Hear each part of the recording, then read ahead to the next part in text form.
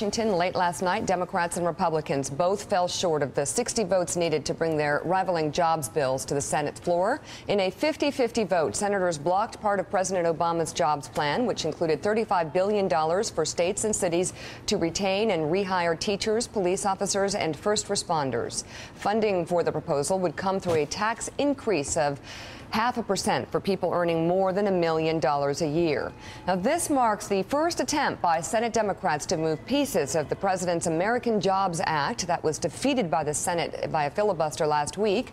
The president called the vote last night unacceptable. In a statement, he said in part, quote, "For the second time in 2 weeks, every single Republican in the U.S. Senate has chosen to obstruct a bill that would create jobs and get our economy going again." How you could possibly stand up and say those things and then deny the president's agenda, or what should be the agenda of both parties, to fix the broken infrastructure of America.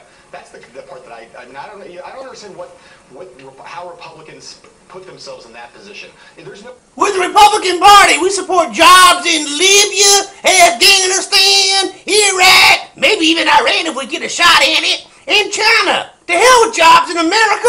There's a role for government in doing the things that the private economy will not do. Building bridges, fixing roads, getting our physical plant in order. And the country is like literally falling apart at the seams, and there's no Republicans who are willing to stand up and say, hey, this is not a partisan issue. We must have an up-to-date 21st century infrastructure if we're going to have a 21st century economy. No. We're going back to where us Republicans rule you, and you will be our economic serfs. The middle class was a fluke brought on by World War II.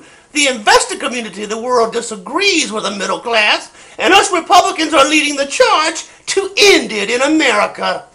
The president's proposal to cut payroll taxes in half for workers and small businesses closely resembles a provision included last year in the Economic Freedom Act put forward by 50 House Republicans, including Michelle Bachmann and Jeb Hensarling.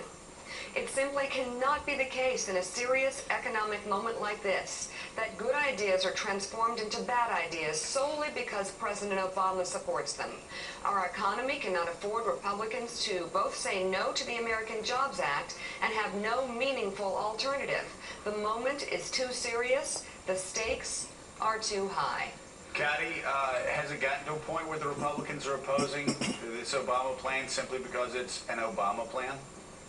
It's starting to sound like that, isn't it, Joe? I mean, when you look at the amount of Republican proposals that have been in the jobs bill and in the deficit-cutting bill, these are things that Republicans had individually or en masse supported earlier, and now even those elements that they'd supported earlier, they're voting against. I mean, I agree with Gene Sperling that the country is facing an incredibly critical moment, and the one thing America cannot afford at the moment is inaction. There has to be some sort of collective action. There has to be, and the public is saying this. The numbers show that the public wants their politicians on both sides, on the Republican side and on the Democratic side, to compromise in order to get some kind of growth stimulus program going into the economy.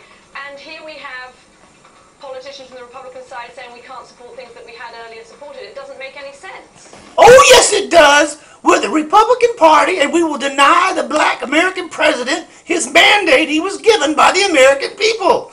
We are the economic rapist of the world. We know what economic rape is and how to do it. And just like the rapist, we're going to turn around and blame the victim. We economically raped this country, and now we're going to blame it on Barack Obama. We're masters at that. Americans are idiots, and they will believe us.